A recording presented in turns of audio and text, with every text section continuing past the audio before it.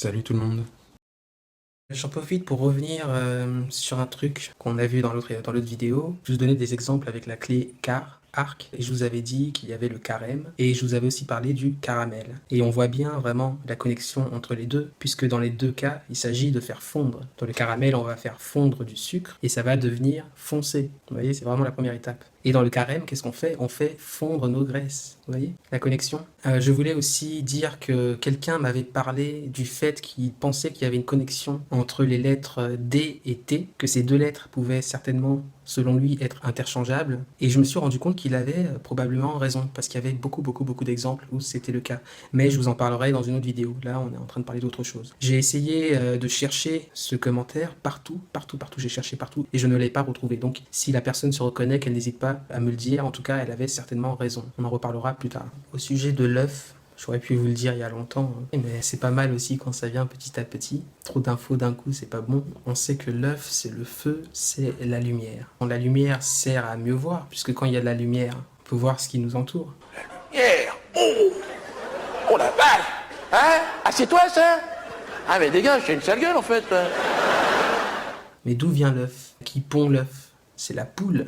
Et la poule est l'anagramme du mot loupe. Et qu'est-ce que c'est la loupe? C'est un instrument pour mieux voir. Et comme par hasard, c'est la loupe qui accouche de la lumière, alors que la loupe aussi permet de mieux voir. Et je vais vous donner un autre exemple qui va confirmer ce que je dis. Comment est-ce qu'on appelle ce qui nous donne la lumière dans une maison? Là, ce qui m'éclaire, là, qu'est-ce que c'est? C'est une ampoule. Ampoule, bah oui, forcément, elle est ampoule comme la poule, parce qu'il y a la lumière à l'intérieur de l'ampoule. Au fait, j'en profite parce que j'avais oublié de vous parler de ça. Saint Christophe, je ne sais pas si vous avez remarqué, mais il est toujours représenté en train de traverser une rivière. Ou en tout cas, avec les pieds dans l'eau, il est dans l'eau. D'ailleurs même, on voit le lien avec ce que je vous disais avec l'enfant, puisqu'il écoute ce que lui dit l'enfant. Sinon, il ferait comme tout le monde. Il traverserait au niveau du pont, ou bien il prendrait une embarcation pour traverser. Et non, lui, il y va à pied, quoi. Il y a vraiment un lien avec l'eau. On retombe un peu sur Saturne, là. Et j'ai aussi trouvé ces illustrations où on voit vraiment la connexion avec Hermès. Ils ont repris la même imagerie, mais ils l'ont remplacé par Hermès, en fait, tout simplement. Au sujet de Trismégiste, je vous l'ai dit dans un commentaire sous la vidéo, mais je préfère vous le redire quand même. Quand je vous parlais des 4 éléments qu'il y avait sur cette illustration-là, je me suis trompé parce que j'étais certainement en train de penser à autre chose, à la pierre. Et donc j'ai remplacé Ignis, qui était tout à droite, qui veut dire le feu, par Petra, qui veut dire la pierre. Pour ça qu'il y a un site archéologique qui s'appelle Petra, par exemple. C'est vraiment un temple qui a été sculpté dans une falaise, quoi, dans la pierre. C'est même là-bas qu'a été tourné un des Indiana Jones. Ou même, on le retrouve même dans pétrifié, par exemple. Pétrifié, ça veut dire changer en pierre. J'ai aussi oublié de vous dire qu'il y avait un flacon dans lequel on voyait un liquide noir. Il a extrait la matière pour pouvoir faire la pierre de lumière. Il y a aussi un truc que je vous dis très rapidement, c'est que la rose est un symbole important en alchimie. On utilise la rose pour symboliser quand elle est blanche à l'étape du milieu et quand elle est rouge à la 3e étape, Isis. Parfois aussi, la rose blanche est remplacée par une tulipe, mais ça veut dire la même chose. Et ceux qui s'y connaissent en histoire, déjà, ils vont voir des choses défiler, parce que même, ne serait-ce que en Angleterre, il y a eu une guerre entre 2 clans très importants. Un des clans avait une rose blanche comme symbole, comme blason, et l'autre avait une rose rouge. Et à la fin de cette guerre, comme ils ont fini par fusionner, ça donnait le symbole de la rose blanche sur une rose rouge. Ou même, si on prend rien que le symbole du PS, pourquoi ils ont choisi une rose rouge comme symbole? Pensez que Hollande est romantique? Pensez que Strauss-Kahn est romantique? Qu'il a offert une rose à celle qu'il a voulu violer, là?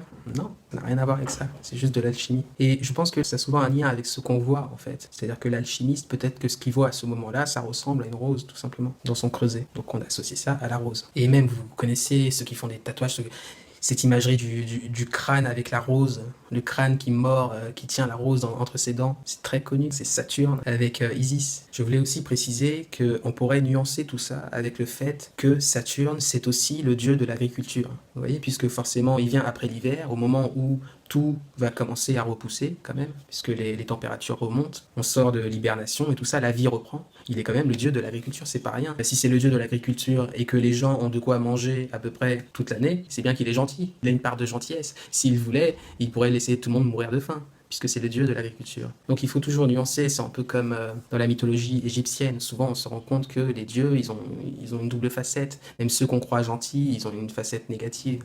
Et ceux qu'on croit méchants ont une facette positive.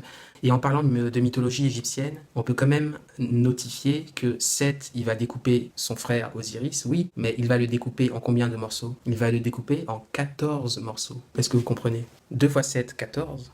Les 7 premiers morceaux, c'est pour la matière, c'est pour le corps. Ensuite, les 7 morceaux qui viennent, c'est pour les émotions. Mais il n'a pas pu découper l'esprit en 7 morceaux. C'est pour ça qu'il n'y a que 14 morceaux. Et c'est pour ça que Osiris va pouvoir être réincarné par la suite. C'est parce que son esprit a pu survivre. Exactement comme dans Harry Potter, vous vous souvenez, avec Voldemort. Mais on reviendra sur cette idée de réincarnation, parce que elle est au cœur de toute cette histoire. Continuons un peu sur le cube. On le retrouve dans le judaïsme. Ça fait partie de la tenue traditionnelle religieuse. Vous vous rappelez, on avait déjà parlé de la lanière en cuir qui s'enroule autour du bras en référence à la mue du serpent, même en référence en fait au serpent qui s'enroule autour de la colonne, de la tour. Et là, sur leur front, ils ont un cube noir. Sur une face, il y a 3 lignes, et sur une autre face, il y a 4 petits carrés. Qu'est-ce que ça veut dire ça? 4 et 3. 3 plus 4, 7. Et on retrouve aussi, d'ailleurs c'est en lien avec le judaïsme, même si la Mecque est un lieu culte de la religion musulmane, même pour les musulmans, la Kaaba a été construite par Abraham, le prophète Abraham ou Ibrahim. Comment savoir si ce n'est pas une référence alchimique?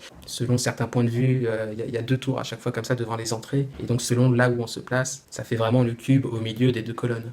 Surtout que, en plus, sur un des coins de la Kaaba, il y a ce qu'on appelle la pierre noire de la Kaaba, la pierre noire. Vous vous rappelez, on avait vu que Saturne était associé à la roue de la fortune. Maintenant, je vais vous donner 2 exemples qui vont dans le sens de ce que je vous ai dit, à savoir que le cube représente certainement la pierre dans laquelle on va insuffler la lumière, donc qui donnera la pierre de lumière. Donc il y a ce qu'on appelle la vision d'Ézéchiel, où en fait il a eu une vision, il a vu le trône de Dieu qui est posé sur un char, qu'on appelle le char de Dieu, et les roues de ce char sont justement les roues de la fortune. Alors vous voyez, il y a plusieurs façons de représenter cette vision. Parfois les roues sont simples, parfois elles sont doublées, parfois on voit les 4 roues, parfois on n'en voit qu'une. Sur cette illustration qui est très connue, vous savez, souvent quand on parle d'alchimie, on montre cette illustration où on voit un alchimiste qui sort de la bulle. Et là, en dehors de la bulle, à l'extérieur, là où est censé justement se trouver la lumière, on voit bien une des roues du chariot de Dieu, on voit la roue de la fortune. Et à chaque fois, il y a un personnage qui est associé à cette roue, et ce personnage a 4 têtes différentes. Il a une tête de lion, une tête d'aigle, une tête humaine et une tête de taureau. En fait, la tête humaine, elle a presque toujours une barbe. Et donc, forcément, on fait le lien avec Saturne, on comprend très vite qu'il s'agit de Saturne. Et Saturne, on sait qu'il est associé à l'élément de l'eau, avec le Capricorne, le Verseau, la fontaine, le bassin, etc. Donc, la figure de l'homme, c'est l'eau, c'est Saturne. Le taureau, on le sait, il gratte le sol, il gratte la terre, donc il est associé à la terre. L'aigle, il est associé à l'élément de l'air puisqu'il vole. Et enfin, il y a le lion, on le sait, qui est associé au soleil et donc au feu. Donc ça nous donne les 4 éléments. Ce qui est intéressant à comprendre surtout, c'est que la plaque qui forme le chariot de Dieu sur lequel est posé le trône de Dieu, eh bien parfois elle est représentée en verre, puisque la pierre de lumière est transparente. Parfois elle est carrément invisible, puisque c'est du verre, donc on ne la montre même pas. Parfois, comme on peut le voir ici, on voit que le trône de Dieu est carrément un cube en verre. On retombe sur la figure du cube. Et ça, on va le voir aussi dans autre chose, dans ce qu'on appelle la Jérusalem céleste, comme vous pouvez le voir sur les illustrations. Parfois, elle est représentée simplement par un cube, mais un cube doré, pour représenter la lumière qui est à l'intérieur. Parfois, le cube est en verre, et c'est la ville, Jérusalem, qui est à l'intérieur, qui est dorée, qui brille. Donc, est-ce que vous voyez un peu la référence et la connexion entre le cube et la pierre de lumière? Que là, on arrive vraiment tout à la fin du grand œuvre. On retrouve le cube dans plein d'illustrations maçonniques, et souvent, justement, on nous montre qu'on part d'une pierre brute pour arriver à une pierre polie, puisque la pierre de lumière, forcément, vous savez, c'est une pierre précieuse. Donc quand on fait référence à une pierre qui a été polie, forcément, ça fait référence à une pierre précieuse, ça fait référence à la pierre de lumière. Donc on sait que Chronos, Saturne, est associé à la vieillesse, donc la barbe. Il est aussi associé du coup aux enfants, la figure de père, mais aussi la figure d'enfant, puisque c'est le père de ses enfants, c'est logique. C'est le dieu du temps, il a un sablier, il est associé à un animal, le bouc, ça rejoint la vieillesse. Il y a très souvent 2 dragons qui tirent son char, donc il est associé à 2 dragons, aux 2 serpents. C'est aussi la planète Saturne, il est associé à la date du 23 décembre, à laquelle il y avait une fête qui porte son nom.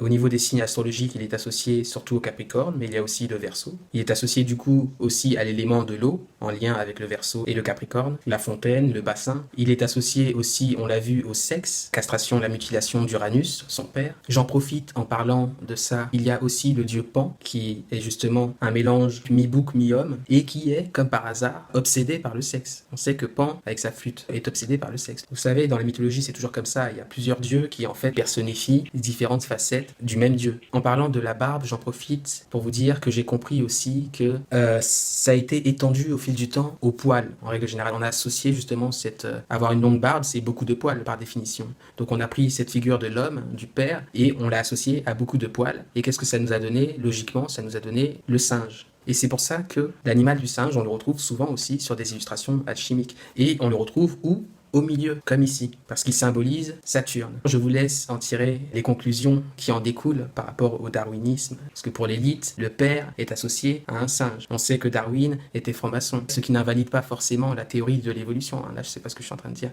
même si moi, personnellement, je pense qu'elle est en partie caduque. Elle n'explique pas tout, la théorie de l'évolution, même si, effectivement, il y a une part d'évolution. Mais là, on s'éloigne trop du sujet. On pourrait en parler toute la journée. Donc, il y a aussi l'amputation, la béquille. On pourrait faire un lien entre l'amputation et la castration, quand même. C'est quand même retirer une partie du corps. Le pendu du tarot, on en a vu des choses déjà avec Saturne. Le cannibalisme, il est cannibaliste, il mange ses enfants, le roi et la reine. On a vu le lien avec le chiffre 7, c'est dans son nom, Saturne. Tout comme on peut faire un lien justement entre Saturne et Satan, puisque à chaque fois c'est des suffixes à la fin, et même 7 qu'on avait vu dans un autre épisode. Vous voyez, à chaque fois c'est le 7. Le serpent, percé, les 7 couches de la matière. Il faut tuer, donc c'est associé au négatif. Alors il a d'autres attributs, il a aussi des armes, comme la faux, qui fait référence justement au fait de décapiter, la reine normalement, et souvent aussi, comme on a pu le voir, il est associé à une flèche, c'est pour percer le cœur. Donc il est aussi associé au cube noir, et là on vient de voir qu'il est aussi associé à la vision d'Ézéchiel, mais aussi à la Jérusalem céleste. On a fait un bilan, on a déjà vu tout ça. Il y a aussi l'éclipse, que vous avez peut-être remarqué sur certaines illustrations que j'ai déjà montrées. Il est associé à une éclipse, parce que justement l'éclipse, c'est quand la lune passe devant le soleil, mais il y a aussi des éclipses lunaires, enfin peu importe, en tout cas, on passe du soleil à la lune ou vice-versa, donc vous voyez bien le lien entre le roi et la reine, et surtout le passage de l'un à l'autre. Lui, il vient après le passage de l'un à l'autre. Donc il est associé à une éclipse. Maintenant que je vous ai parlé de la vision d'Ézéchiel et du royaume céleste, je peux enfin vous rappeler le film Odyssée de l'espace de 2001, où tout tourne autour de ce fameux artefact qui est un cube noir. Et l'histoire est vraiment tirée par les cheveux si justement on ne comprend pas l'alchimie. Et il y a même un moment dans cette scène où, comme par hasard, on verra des singes autour du cube. Donc c'est bien 2 références à Saturne. Vous comprenez? Regardez un peu la station orbitale. Elle a la forme de la roue de la fortune quand elle est double. Ça, c'est exactement ça. Tout ça, ce ne sont bien évidemment que des coïncidences pour les sceptiques. Maintenant, ce qu'on va faire, c'est qu'on va s'intéresser à la figure du Baphomet, du diable, et on va essayer de trouver des points communs entre les deux, et vous allez voir qu'il y en a beaucoup. Alors, on retombe sur le bouc, puisqu'il a toujours une tête de bouc, et souvent on montre bien la barbe bien en évidence. Il a très souvent les jambes croisées, en référence à la jambe coupée amputée de Saturne, vous savez. Parfois ce sont des pattes de bouc, parfois ce sont des pattes d'oiseau. Au niveau de son ventre, il a presque toujours un caducée, et en fond, parfois, il y a des écailles de serpent, en référence au serpent. Ça dépend, mais des fois ces écailles sont au niveau du haut des jambes. Vous voyez, comme ici. Il a un bras qui est levé vers le ciel, sur lequel il y a marqué solver, qui veut dire dissoudre. Donc le début du grand œuvre, dissoudre, décomposer. Et sur l'autre bras qui montre le bas, il y a marqué coagula, qui signifie coaguler. Donc le contraire de dissoudre, rassembler. En fait, c'est la fin du grand œuvre. On fait le chemin inverse. On dissout et après, on coagule. Vous savez, on commence par tuer et à la fin, on redonne vie. Parfois, il a des seins de femme, en référence à Isis.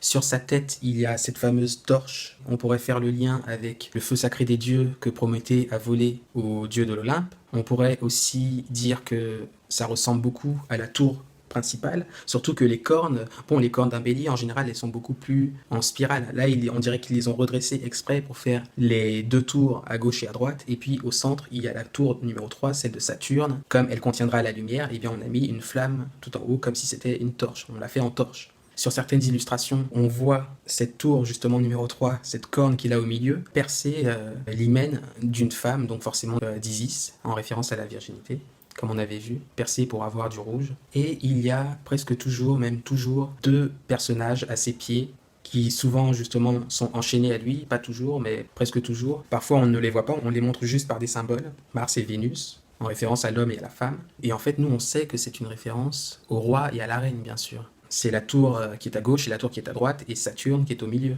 En plus, ils sont nus. Vous voyez, on retombe sur la nudité, le fait de peler, de retirer ses peaux, de pèlerin. Mais celui qui ne sait pas ça, celui qui ne connaît pas l'alchimie, il arrive devant ça, il regarde, et forcément, il doit penser que c'est l'humanité qui est enchaînée au diable. Vous voyez, il va lui faire penser aux enfers, etc. Et là, sur celle-ci, vous vous rappelez quand on avait parlé du château dans lequel il y a une pièce qui est recouverte par des cartes du tarot? Et bien, sur la carte du Baphomet, regardez comment ils ont fait les liens qui entravent le roi et la reine. Nous qui savons que c'est Saturne, on voit tout de suite que c'est la planète Saturne qui est au milieu. Ça saute aux yeux, maintenant que nous le savons. Mais quand on ne le savait pas, on ne s'en rendait pas compte. Moi, quand je la regardais et que je ne savais pas encore que c'était Saturne, je n'avais pas du tout vu la planète. Et pourtant, maintenant que je le sais, ça saute aux yeux, quoi. Elle est vraiment au milieu, c'est la planète Saturne avec son anneau tout autour. D'ailleurs, on pourrait dire que l'anneau, on dirait vraiment qu'il coupe la planète en deux, quoi. Parfois, pour faire le lien avec la figure paternelle, on remplace le roi et la reine par des enfants. Donc un petit garçon et une petite fille. Comme lui, c'est le père, vous voyez. Mais vous savez, en alchimie, il faut pas vraiment s'attacher à un symbole parce qu'on peut le retirer, par exemple, le sexe. Le fait que ce soit un homme et une femme, certes c'est un symbole, mais parfois on peut très bien le changer. Je vous donne un exemple. Le roi soleil, il est parfois symbolisé par Athéna. Pourtant Athéna c'est une déesse de sexe féminin. Mais comme elle a ce côté guerrier, elle a toujours une lance, souvent sur son armure il y a le lion, donc on l'associe au soleil. Pourquoi je dis ça? Parce que par exemple ici au Louvre, juste en dessous du H d'Hermès, on se rend bien compte que ces deux hommes qui sont entravés, qui sont enchaînés, sont justement une référence au roi et à la reine qui sont enchaînés à Baphomet. Vous voyez un peu toutes les connexions qu'on peut faire entre lui et Saturne, entre lui et l'alchimie. Vraiment, la mort fait partie du grand œuvre, quoi. On la retrouve déjà au début avec le corbeau, mais aussi à la fin avec Saturne. Donc elle est doublement importante. Et même là, vous voyez, on retrouve souvent Hermès associé à Saturne. Comme ici, il est en train de se battre contre la faucheuse, et comme il peut ressusciter, justement, il se bat contre la mort. Et c'est pour ça que sur certaines peintures, on le représente. Vous savez, on voit des gens qui lui apportent des enfants qui sont morts. Et donc tout de suite, on voit le côté négatif. On se dit, mais c'est quoi? C'est une offrande au diable. C'est un peu comme le tableau de Goya, où on envoie des enfants morts au Baphomet. Comme dans le grand œuvre, il y a aussi la résurrection. En fait, c'est surtout pour qu'il les ressuscite, qu'elle lui apporte ces enfants morts. Vous comprenez? C'est pas une offrande pour qu'il s'en aille avec, c'est pour qu'il les ressuscite. Parce qu'il représente la mort et la résurrection. C'est pareil pour Baphomet. Avec ses cornes, on voit bien, elles sont pas comme ça normalement, les cornes d'un bouc. Là, on voit bien la référence au caducée, les deux colonnes en serpent. Et figurez-vous que si on compte le nombre d'enfants morts, on arrive à combien? À 7. Il y a 7 enfants morts, 7 couches de la matière. Donc vous voyez là, je me rappelle de la vidéo que j'ai fait sur, comment il s'appelle déjà là, Branco. Et donc je parlais de ce tableau qu'il avait mis à l'entrée de son cabinet d'avocat. Et en fait je me dis, peut-être maintenant avec le recul, soit le mec il s'y connaît en alchimie, pourquoi pas après tout, hein. Peut-être qu'il s'y connaît un peu en alchimie et qu'il s'est dit je vais faire cette référence sans que personne s'en rende compte. Et tous les gens riches qui justement s'y connaissent aussi comprendront. Donc pour faire un bilan, Saturne est à la fois la faucheuse, donc la mort, mais aussi le Baphomet. Et certainement que Satan fait référence aussi à Saturne. Et donc là, on arrive justement à cette fameuse scission dont je vous ai parlé. Alors ça s'est pas fait comme ça, hein. Et il y en a même eu plusieurs. Mais on va surtout parler, je pense, de la plus importante, c'est-à-dire l'Inquisition. On va s'intéresser un peu à cette période historique. Et bien sûr, il faut savoir qu'il y a beaucoup de clichés, notamment véhiculés par l'éducation nationale, hein, il faut le dire. Il y a beaucoup de choses qui sont fausses on a beaucoup d'idées reçues. Par exemple, il y a eu beaucoup moins de morts que ce qu'on peut penser, surtout en France, comparé aux pays voisins. Aujourd'hui, avec le recul, il y a des historiens qui remettent vraiment en cause des chiffres. Par exemple, il y a un inquisiteur qui est très connu, qui s'appelle Guy, je sais plus, qui est connu pour être justement un des pires en France. Et finalement, aujourd'hui, avec les statistiques, on sait que sur, je donne un chiffre au hasard, hein, mais on va dire sur 100 cas qu'il a jugés, il a dû en envoyer 3 ou 4 au bûcher. Son taux est très faible, son taux d'exécution de la peine capitale. Il y a d'autres choses aussi qu'il faut savoir, comme par exemple le fait que pendant un bon moment, le pouvoir, l'inquisiteur n'avait pas le droit de condamner à mort quelqu'un. En réalité, il déléguait une fois qu'il arrivait à ce stade-là, même si ça revenait au même, hein, bien sûr, puisque il faisait que déléguer cette basse besogne, mais il le déléguait à la justice laïque. Et c'était elle qui envoyait au bûcher. Oui, parce que figurez-vous que la justice religieuse, contrairement à ce qu'on pense, était beaucoup plus appréciée du peuple que la justice laïque, parce qu'il y en avait deux. Hein. Avec Dieu, vous aviez encore une chance si vous demandiez pardon, faisiez pénitence, votre confession, etc. Vous aviez une chance d'être pardonné quand même. Alors qu'avec la justice laïque, non. Vous avez enfreint la loi, vous êtes puni. Soit vous êtes puni, soit vous ne l'êtes pas. Soit vous êtes coupable, soit vous êtes innocent, point barre. Il n'y a pas de vous êtes coupable et on vous pardonne. Et elle était connue justement, la justice laïque, pour être beaucoup plus sévère, beaucoup plus dure que la justice religieuse. Laïque, ça voulait juste dire qu'il ne dépend pas de l'autorité de l'Église, du pape, etc.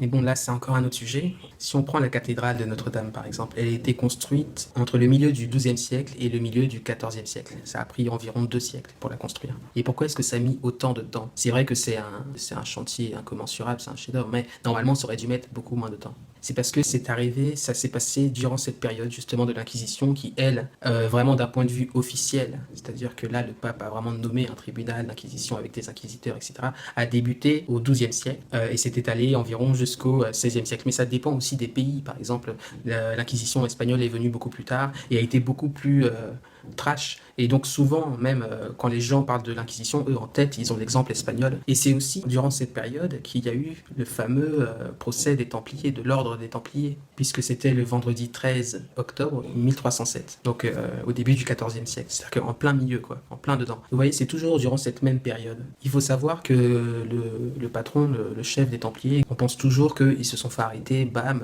tac, exécutés dans les jours qui suivaient. Mais en fait, non. Il y a eu un procès et on leur a donné la possibilité de se rétracter, d'abjurer. Et donc, ils ont tous avoué leur péché, entre guillemets, sous la torture. Hein. C'est sous la torture qu'ils ont avoué. Hein. On les a passés à la question. Sans vouloir justifier, c'était comme ça pour tout le monde à l'époque. Ils ont été pardonnés. Et c'est quelques années plus tard, lorsque je crois qu'il y a eu une bulle papale qui disait que l'Inquisition n'avait plus le droit d'utiliser la torture et même de tuer, je sais plus. Et là, du coup, il y a environ 600, si je me rappelle bien, Templiers ou amis de Templiers qui ont commencé à protester en disant que ce qu'ils avaient subi était une injustice, qu'ils n'avaient avoué que parce qu'ils avaient été torturés, etc.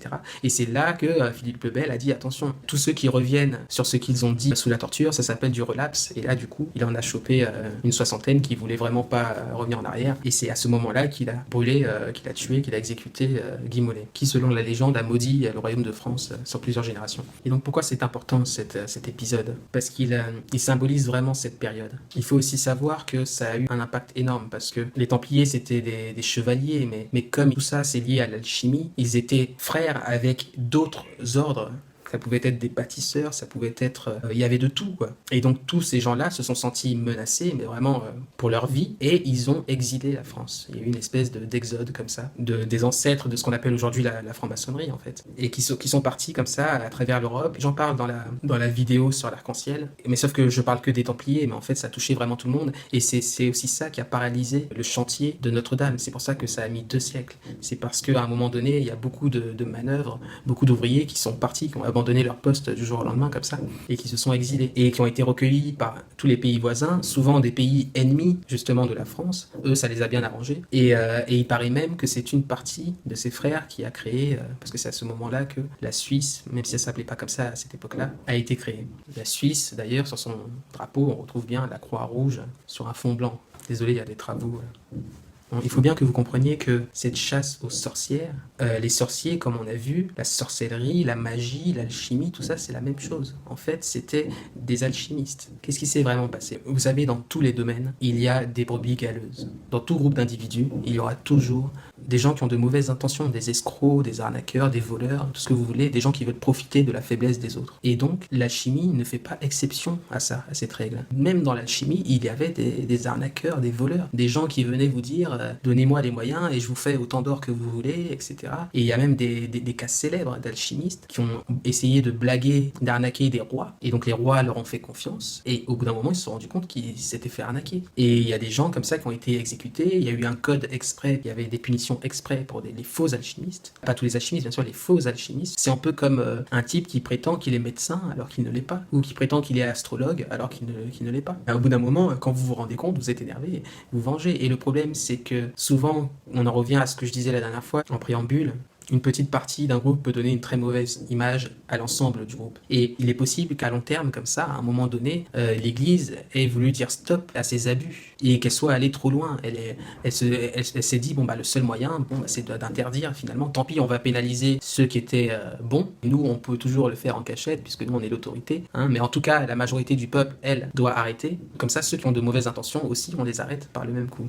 Vous comprenez? Je pense que déjà, il y a ce côté-là, il y a cette facette-là, où il y avait peut-être une nécessité de freiner une dérive. C'est ce que je vous disais, l'alchimie, ça peut être utilisé pour faire du bien, mais aussi le mal. Par exemple, un herboriste, quelqu'un qui fait des potions, il peut très bien vous faire un remède qui va vous sauver la vie, mais s'il est mal intentionné, il peut faire aussi un poison avec ses plantes, puisqu'il les connaît toutes, il sait lesquelles sont nocives et lesquelles sont bonnes. Et c'est la même chose pour l'alchimie. Donc il y a des gens qui ont dû aller voir des alchimistes qui étaient des arnaqueurs et qui ont fait beaucoup de mal. Et toutes ces histoires-là, bah, ça remonte, il y a le bouche à oreille, ça remonte aux oreilles du roi, au bout d'un moment, il pète un câble. Ou du pape, plutôt. Parce que après, c'est pas qu'un seul pays qui l'a fait, ça vient aussi du Vatican et tout ça. Donc ça, c'est la première facette. Maintenant, il y a aussi la deuxième facette. Comme on l'a vu, la chimie est vraiment intrinsèquement liée à cette notion de mal, puisque le bien est lié au mal. Deux vont ensemble. On retrouve la mort dans le grand œuvre. Il y a aussi la vie, bien sûr, mais il y a la mort. Et même quand on voit toutes ces images du Baphomet et tout ça, pour quelqu'un qui n'est pas initié, qui ne connaît pas l'alchimie, forcément, ça ne colle pas avec sa vision du bien ou du mal.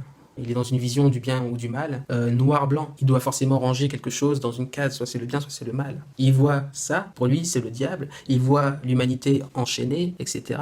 C'est un bout qui fait peur. Vous voyez, il y a vraiment un côté négatif, comme on a pu le voir, il y a le squelette, la faucheuse, tout ça, ça fait peur à quelqu'un de lambda qui ne connaît pas l'alchimie, on est d'accord. Et donc, ce qu'il faut comprendre, c'est que les religions doivent surtout s'assurer qu'il y a de l'ordre dans la société, pour ne pas qu'on tombe dans le chaos. Il faut qu'il y ait de l'ordre. Et donc, pour instaurer cet ordre, ils ont au fur et à mesure dissocié cette notion de bien et de mal. D'un côté, il y a le bien, de l'autre, il y a le mal. D'un côté, il y a le paradis, de l'autre, il y a l'enfer. Si vous faites du bien, vous allez au paradis, si vous faites du mal, vous allez en enfer. Et ça, à tort ou à raison, parce que je suis pas en train de dire que c'est mal. Quand vous devez organiser votre société, instaurer de l'ordre, on est bien content qu'il y ait de l'ordre. Hein. On est bien content de ne pas se faire détrousser à chaque fois qu'on met un pied dans la rue, ou etc.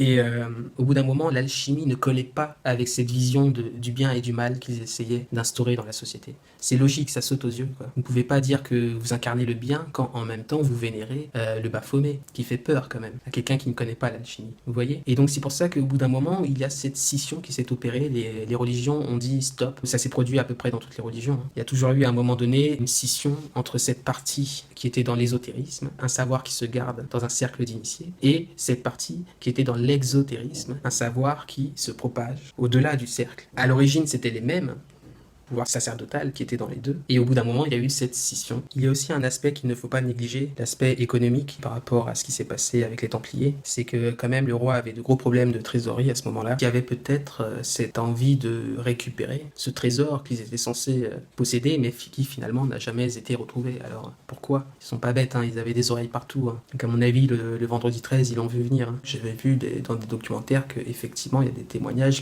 ils ont été prévenus, mais étant sûrs de leur bonne volonté. D'ailleurs, le pape a essayé de les sauver plusieurs fois, hein, en disant que Philippe le Bel n'avait pas l'autorité de les juger, puisqu'il relevait de l'autorité papale, etc. Mais le Bel a devancé tout le monde, il y allait franco. Il n'a pas laissé le temps au pape de faire quoi que ce soit. Et donc, pourquoi il n'y avait plus ce trésor? Tout le monde se pose la question, et on ne s'est jamais demandé s'il n'avait pas tout simplement transmuté. Et on ne peut pas emporter autant d'or, on ne veut pas le donner à Philippe le Bel, donc transmutons-le. Peut-être même qu'il n'y avait pas d'or dès le début, peut-être qu'on pensait qu'il le mettait dans le coffre et en fait il le transmutait à chaque fois.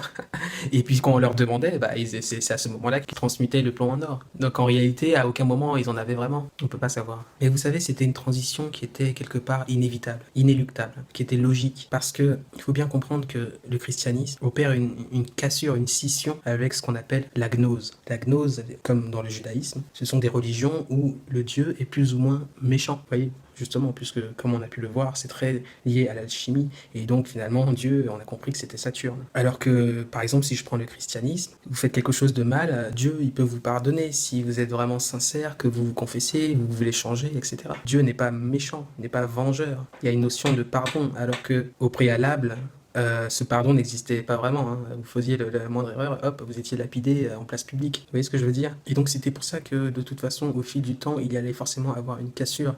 Il fallait que le côté négatif, tout ce qui a un lien avec Saturne, soit vraiment dissocié du bien et condamné. C'est logique. Et vous voyez, c'est à partir de vraiment cette période qu'on va appeler grosso modo l'Inquisition qu'il y a eu vraiment cette scission, même s'il y en a eu d'autres dans l'histoire. La plus récente, la plus frontale et celle qui a eu le plus de conséquences et qui a fait le monde dans lequel on vit aujourd'hui, c'est celle-ci. Et après, à vous d'en tirer les conclusions. Ceux qui s'y connaissent en histoire, en réseau d'influence, en franc-maçonnerie, etc., comprendront vite ce qui s'est passé après, je pense. La France, ça fait beaucoup d'ennemis à ce moment-là, quoi. Pas étonnant après de voir les Lumières arriver, la Révolution, etc. Et le résultat d'aujourd'hui, hein. On est au bord du gouffre, là. Allez, passons. Donc vous voyez, c'est à partir de là que tous ces ordres-là ont cessé d'être officiels, ces ordres de cheval, parce que ça vient des ordres. À l'origine, je pense qu'il y a vraiment une connexion à faire avec les ordres de chevalerie, comme l'ordre de la Jarretière, en Angleterre, etc. Et tout ça, ça a une influence, ça a forcément marqué sur la franc-maçonnerie. Et vous voyez, c'est à partir de là que ils ont commencé à agir dans le secret, dans l'ombre, quoi, vraiment, pour de vrai. Et même, on sent qu'il y a cette volonté de, comment dire, vous savez, quand quelqu'un vous dit tous les jours que vous êtes bête, tous les jours, il vous insulte, il vous dit que vous êtes bête, t'es bête ou quoi? Bah, au bout d'un moment, au bout de la 50e ou de la 100e fois, qu'est-ce que vous allez faire? Vous allez dire, oui, ok, d'accord, je suis bête. Et là, tu vas voir à quel point je suis bête. Et vous allez faire une connerie. On est d'accord, au bout d'un moment, quand on vous accuse de ce que vous n'êtes pas, rien que pour emmerder la personne, vous allez devenir ce qu'on vous accuse pour lui montrer ce que c'est vraiment. Comprenez? Et c'est pour ça qu'il y a cette volonté quelque part assumée d'associer son image au diable. Tout ce qui est, vous savez, les églises sataniques aux États-Unis, tout ça. Et même qu'on le voit sur les illustrations, tout ça. Au bout d'un moment, ils jouent là-dessus. On le voit dans les clips, ils n'hésitent pas à faire des trucs gore, se mettre des cornes de diable, etc. En fait, c'est presque une provocation. C'est-à-dire que, grosso modo, je vous traduis ce qu'ils se disent. Ils se disent, si vous êtes assez con pour croire qu'il s'agit de ça, et ben tant mieux, quoi. Bien fait, restez éloigné, ne vous y intéressez pas. Pensez qu'on est le diable. Nous, ça nous arrange parce qu'on veut garder ce secret entre nous, de toute façon. Donc, plus vous penserez qu'on est le diable, plus vous vous éloignerez de cette possibilité de connaître ce secret. Comprenez la logique? Ils n'en ont rien à branler qu'on leur colle cette image de diable, puisque de toute façon, ça fait des siècles. Ils s'y sont accoutumés, ils ont compris comment en jouer, ils ont compris comment l'utiliser à leur avantage. Comprenez? Il y a une scène complètement folle dans une série de Supernatural, là, que je n'ai jamais vue. Je suis tombé dessus en faisant des recherches. Le type, on le voit en train de faire de la cuisine. En fait, on se rend compte que c'est un cannibale. Donc là, on retombe sur la mort, bien sûr. Qu'est-ce qu'il mange à tous les coups? Je suppose que c'est son foie, parce que le foie est important, c'est un symbole. Pas pour rien aussi que Jésus, il meurt en se prenant une lance dans le foie. De la même manière que Prométhée se fait dévorer le foie par un aigle toutes les nuits. Vous voyez, à chaque fois, on retombe sur le foie. Et la foi, c'est aussi la foi. La foi dans une religion. C'est pas anodin, toutes ces connexions. Et donc, on retrouve, on voit le serpent associé à la mort. Et là, qu'est-ce qu'il fait? Il va manger l'œil du cadavre.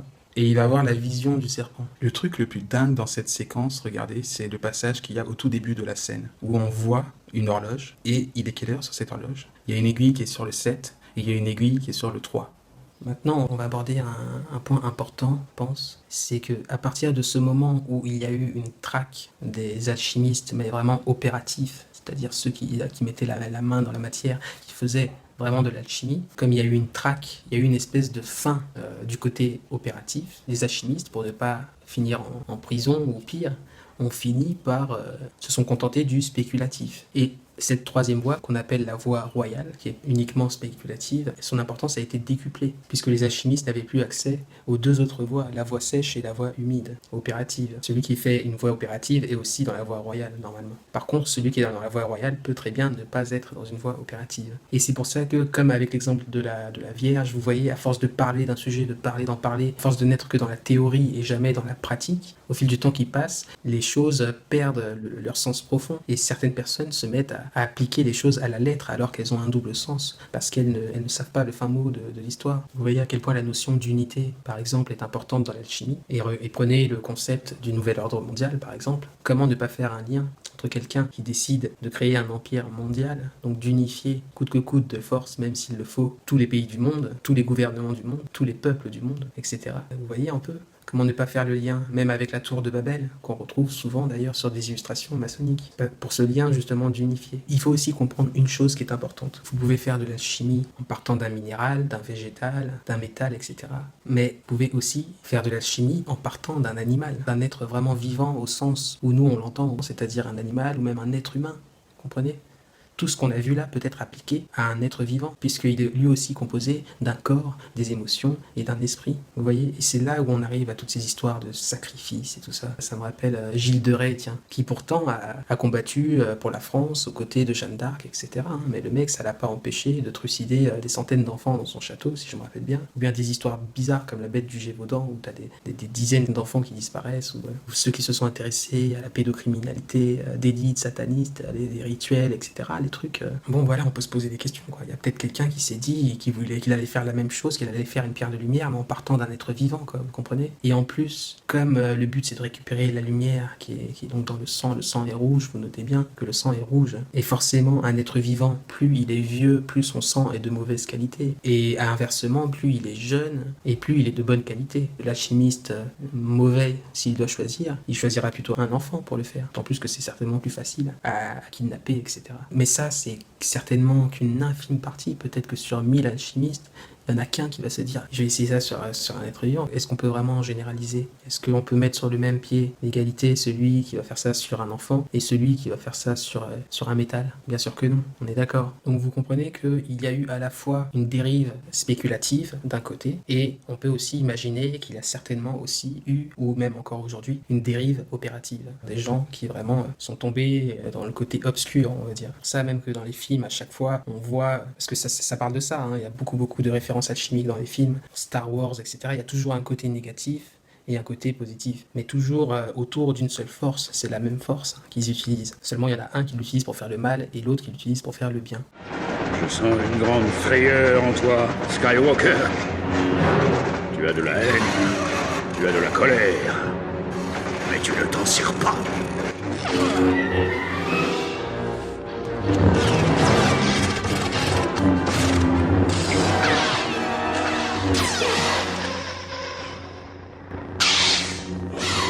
Oui, Anakin, très bien. Élimine-le. Tue-le maintenant.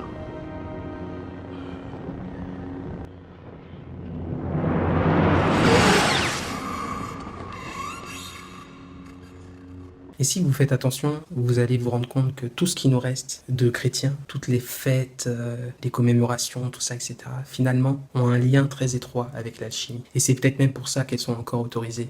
Ou même les monuments, comme Notre-Dame. Tout ce qui a été épargné par la Révolution française et 3 siècles de République environ, sont des symboles qui ont un lien avec l'alchimie. Par exemple, un exemple tout bête, quand on parlait d'Hermès, il a aussi comme attribut le gui, la plante du gui. Et même aux États-Unis, elle est très importante parce que, vous le voyez dans certains films, quand il y a la plante du gui, n'importe qui a le droit d'embrasser quelqu'un d'autre en fait. Donc il y a des couples qui naissent comme ça, il y a des mecs qui n'ont jamais osé embrasser une nana, et là, lors de cette occasion, ils peuvent se lancer et embrasser la fille, et puis si elle est d'accord, tant mieux, quoi. Maintenant, on va aborder un point important à comprendre. J'espère que vous ne m'en voudrez pas, parce que ça vous fera certainement un choc, mais ne tuez pas le messager. Moi, je ne suis que le messager. Si vous faites des recherches et que vous vous intéressez à l'imagerie du Père Noël, durant ces 2 derniers siècles, on va dire, vous allez facilement vous apercevoir qu'en réalité, il s'agit du dieu Saturne qui a été petit à petit modifié pour devenir le Père Noël qu'on connaît aujourd'hui. Et donc regardez là, je vous ai fait toute une compilation d'images. On voit au fur et à mesure qu'il évolue. On part bien sûr de cette figure paternelle, le dieu du temps, avec son chronomètre, ou alors on place une horloge pour faire référence au temps, au fait qu'on passe à une nouvelle année. Et il y a toujours cet enfant qu'à la base il est censé manger, puisque Chronos il mange ses enfants. Mais cette fois-ci, comme bien sûr ça peut rebuter pas mal de gens, surtout quand on ne connaît pas le sens, on a arrêté de le montrer en train de tuer l'enfant. Au contraire même, on s'est mis à montrer l'enfant joyeux, puisque c'est la nouvelle année.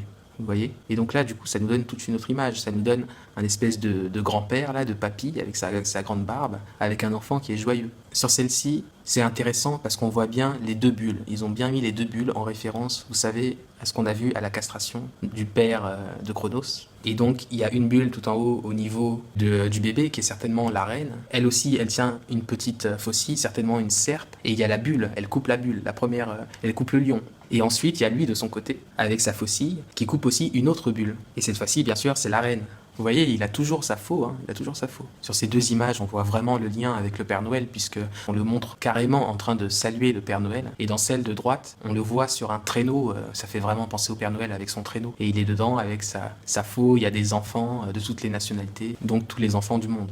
Et il y a aussi un truc qui est important à remarquer, c'est que parfois, il a été remplacé par une cigogne. Vous voyez, on retombe sur l'imagerie de l'œuf de Pâques avec la cigogne, et la cigogne est toujours sur une patte, ou alors elle croise les deux pattes, en référence bien sûr à Saturne. La cigogne, c'est comme le pélican qu'on avait vu plus tôt. Pourquoi une cigogne? Parce qu'elle a un long cou, en référence au serpent, donc c'est comme le dragon. En plus, elle a aussi un long bec. Vraiment le côté perçant. Et donc on voit qu'au bout d'un moment, on a retiré l'enfant, puisque de toute façon le Père Noël est forcément associé à l'enfant, il va leur donner des cadeaux. On a gardé simplement le Père Noël. Sa faux s'est transformée en bâton, ou même en sapin justement. Le sapin finalement c'est une référence à l'arbre, c'est juste un bâton sur lequel il y a encore les branches et les feuilles. Et il l'a certainement coupé d'ailleurs avec sa faux. Et donc on voit que le Père Noël a été de toutes les couleurs finalement. On l'a représenté de toutes les couleurs, en blanc, en bleu, en rouge, en vert.